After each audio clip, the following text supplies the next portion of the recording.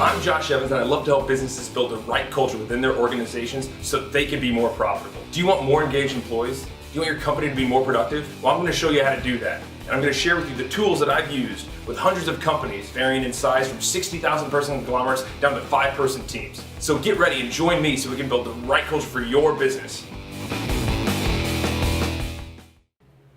Hi, I'm Josh Evans, and welcome back again to my podcast. I'm so happy to have you here. And yeah, you know, it's been a crazy few weeks, and I love coming back to this because I get to share some of the insights and some of the things that I've seen. And one of the biggest things I realized recently, and this is in dealing with my son recently, is that small rewards lead to large results. Did you catch that? Small rewards lead to large results. You're probably thinking, oh, Josh, you're talking about bribing your kids to get them to eat their vegetables. Well, I absolutely am, actually. No, what I see it as, you have to incentivize people's efforts. If you want them to do something, the behavior you want them to do, you have to incentivize it until it becomes habitual. Right? Incentives are something to look forward to. It gets you past the mundane. It allows you to do cool stuff. I'll give you an example. First, I was talking about my son. Well, my son, he doesn't always like to sit at the table and eat. He doesn't. Like a lot of kids, they'd rather go play or go pick on his little brother. I don't know. But my oldest son knows if he sits at the table and he finishes his meat and his vegetables, that he gets ice cream after. And he absolutely loves it. And when that incentive is in place, he's all about finishing his food. Yeah, you have to remind him a couple times, like, well, don't we want ice cream? Yeah, I was like, well, we got to finish our meat. Let's go. And he'll start eating as much as he can, as fast as he can. You see, it's that little incentive that works in all other areas of life too, right? It works in business. It works for adults too. So a few years ago, when I lived at my old house, I would mow my lawn and I would weed eat every Sunday afternoon. And to be honest with you, I didn't really enjoy it. I know some people think it's cathartic. I don't really like it. Yeah, the smell is okay. And yes, I love the way it looks afterwards. But do I find mowing my lawn enjoyable? Not really. Don't send me hate mail if you love mowing your lawn. That's fine. It's good for you. You're a better person than I am. I don't necessarily enjoy it. But I knew that every Sunday I'd have to mow my lawn and then weed eat it and then bag up all the grass and go put it by the curb. And so I made a small incentive for myself. Right? And so, around 1 p.m. I would go mow my lawn. And I was like, as soon as I'm done mowing the lawn, I'm going to go sit on my back patio, drink a beer, and enjoy it. Enjoy my freshly cut lawn and that smell and just sit and enjoy it. And so while it didn't make me enjoy the work more, I absolutely was more committed to getting it done. I focused on getting it done. I incentivized myself with a small thing like a cold beer and a rest in my backyard. And it was nice. It was nice. It's those small little incentives that can have huge impact on all of us, right? And these small little rewards lead to large results. And because I had that small goal of finishing my yard work and that small reward that was attached to it, I had a very nice maintained house, right? That was the large result, is that I had a nice house that was maintained in an area. A nice area. Very nice area. Anyway, we all need incentives. And not all of them have to come from external, right? Like me influencing my son. They can be internal too. You can make incentives for yourself. Okay, I know what some of you are thinking. You're like, Josh, that's stupid. It's stupid. I don't need to make little rewards for myself to do what I need to do. Well, it's not stupid. I bet you already do it. I bet you do. I mean, have you ever said, have you ever said to yourself, hey, you know what? Once I finish these last couple emails, I'm going to go ahead and take off for the rest of the day. Or have you ever been like, I was at work early today and I've been working hard all week. You know what? I might take Thursday to go, play a game of golf. Yeah, we all reward ourselves. We all make little incentives for us to do the stuff that we're supposed to do. It's not unique to me or to you or anybody. Everybody does it. So know that it's these small rewards along the way that lead to the large results. It's the small rewards. Now, see, the problem I have is the way businesses usually work, right? Most companies work is they have long-term incentives, right? Do all of your work for this year and you'll get a bonus. For salespeople, it's usually a little bit better, right? Like, you do all the work for this quarter and you'll get a bonus for that quarter, right? Or commissions for that quarter. And if you reach all of your big targets, you'll get a bonus for that too. So yeah, they're incentivized on a little bit smaller scale. But I think we got to get even more finite. I guess the thing, like the average employee, their incentive is to keep their job, to get a bonus at the end of the year, or if they do really, really well for a couple of years straight, they'll get a promotion. And what those are great motivators, right? To stay focused and to do well in your role. Those aren't the small incentives that I'm talking about. We got to do something more incremental. I mean, I don't know what it is, but if you have people off task doing something, or people that you want to incentivize them to do some sort of an effort on a day-to-day basis, give small incentives like gift cards. Or I knew a company that used to anybody that was able to resolve them. It was a customer support organization, right? Answering phones. And the person that resolved the most issues every month got an extra day off. Got an extra personal day. Like, that's awesome. That's a cool incentive. It's big enough to matter, and it's small enough to where it doesn't really cost the organization money. You see what I'm saying? But that's how you keep your employees engaged, especially in their day-to-day efforts. You have to do those sorts of things. So I'm sure you're asking, okay, hold on a second, Josh. How can we do this? What is the parameters for this sort of incentive, right? Because they can't be huge. Because if they're huge, they're not really attainable, right? So here's what it is. The first thing, you have to make the goal itself small. The goal has to be manageable. It can't be we have to meet all of our numbers for the entire year. That's fine, but that's not what I'm talking. That's not an incremental incentive that I'm talking about. It has to be something a little bit more tangible, right? Like, just like if we'll go back to my son for a second. My son, if I want him to eat his vegetables, I don't say, okay, hey, if you eat all your vegetables for the next, week and a half, then we'll go to the zoo. It's too big. It doesn't land, right? It doesn't help him today. Right? You have to make the goal. It's the whole week. The goal is smaller, right? You just have to eat the meal for this week. Or, for this day, excuse me. Huh? You have to eat this vegetables. That brings to the next thing. The reward has to be enjoyable. It has to be tangible. And it has to be immediate. It can't be something that's way off in the distance, because then you lose sight of it and you don't actually put in the effort.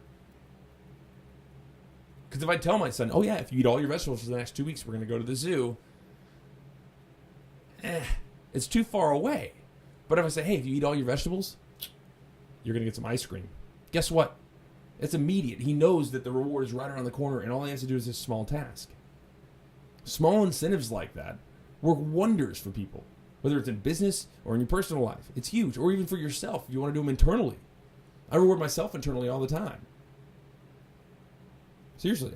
Like, if I'm working on a new article that I'm writing, or I'm reaching out to a new client, I'd be like, you know what? After I get in touch with this client, after we have a conversation, then I'll reward myself with, I'll go downstairs and grab me a cup of coffee. That's what I do. I incentivize myself. We all do it on a very small basis. And a lot of us don't realize we're doing it, but it's there. I promise we all do it. So the next thing, and this is what makes it so important to make them small, you have to set it up in increments, right? Increments. And so the smaller you get, or the smaller the steps are to help you build to a larger result. And so while I've been using my son with this thing, our goal is for him to sit down at the table and just start eating his vegetables. And so we incentivize him every single day. There's a dessert afterwards. If you want to get the dessert, you have to eat your vegetables. Eventually he's going to sit down and he's just going to eat his vegetables. That's the goal, right? To get to that thing. But you have to do steps in order to get there. He's not just going to start one day. Well, maybe he will, but I doubt it. And let me give you an example. I have a good friend who several years ago was studying for the CPA. And supposedly is really friggin' hard. And I've heard it's harder than the bar exam. And what he was saying, what he did for himself, is every section that he got through, he got to eat a Snickers bar. Because he loves Snickers bars. And so he abstained from eating Snickers bars until he would finish one of the sections or chapters, I don't know what they're called, in his book. And so he would set it to the side. That's my incentive. I have to get through, these 20 pages, 30 pages, and then I get to eat that Snickers bar. That's how he forced himself to study. I had a roommate in college that hated chemistry, but they had to study for chemistry. And so they even broke it into smaller increments. They would open up the page that they had to study, or they were about to study, and they would set Skittles down at every paragraph. Just 1 or 2 Skittles, and as soon as they got to that thing, they got to eat those Skittles. And incentivize them on such a small scale. Yeah, they're still eating a bag of Skittles, but it's easy. It was easier for them to have those small and incremental incentives along the way. Kind of a neat idea, right? It's not stupid. We are all doing it on some level or another. I'm suggesting that you may take it even smaller. I'm not saying over-reward yourself for menial tasks, but take tasks that aren't necessarily as enjoyable as they should be and incentivize yourself to complete them. Right? I mean, small rewards lead to large results. That's it. Pure and simple. Small rewards lead to large results. They do. So once again, here's how you do it, right? Here's how you get that incentivized piece together, right? Make sure the goal is manageable and attainable. Make sure the reward is immediate. And then also make sure that you do it in increments. One giant single goal doesn't help you on a day-to-day basis. Doesn't keep you engaged on a day-to-day basis. So if you're in an organization and the only incentive your employees has to work well is that they might get a bonus at the end of the year, or they'll get to keep their jobs, that's not going to keep them engaged on a day-to-day basis or even on a week-to-week basis. You need to find something that you can do either weekly or monthly to keep your employees engaged in that, right? And these small rewards, these small incentives do wonders, right, to influence their behavior and what you want them to do. It's a great idea, right? Yeah, I know. You're welcome. Think about that again. So, small rewards lead to large results. Yeah. So recently, I got an email from this woman recently, and here, I'll just read you the email. It's from Renee. She goes, "Hi Josh, I'm an HR manager, and I'm having trouble with some employees staying focused. They're not finishing their work, and it always seems like they're off tasks. I don't want to be a micromanager, but I need them to focus. What can I do to get them re-engaged?" Renee, oh man, I totally know where you're coming from. I mean, I think a lot of people, especially in management roles or in HR, see these sorts of things where people aren't necessarily living up to their potential, or they want their employees to be more engaged, but they don't know how to kind of flip that switch back on. I totally get that. But I'm gonna throw it back on you for a second. What are you doing to make them enjoy the work that you need them to do better? Or are you swooping in? Are you seagulling? Where you swoop in and you say, "What are you doing? Get back to work, do those things," and you fly back out of there? Because seagull management doesn't work. You can't do that. So if you're doing that, you need to go ahead and rethink your approach. But I'm going to help you. Don't worry. I'm going to help you with this. So what I would do, Renee, if I were in your shoes, I would find something to incentivize them on a small scale, right? So if you have, 20 tasks to get done for each one of your employees and they're off task, be like, okay, first person to complete all of the tasks that I need them to do gets a $20 gift card to Starbucks. That's kind of interesting, right? It's not a huge gift, right? But it's an incentive, right? All of a sudden you've created some sort of a competition between them. Maybe that'll incentivize them to keep focused.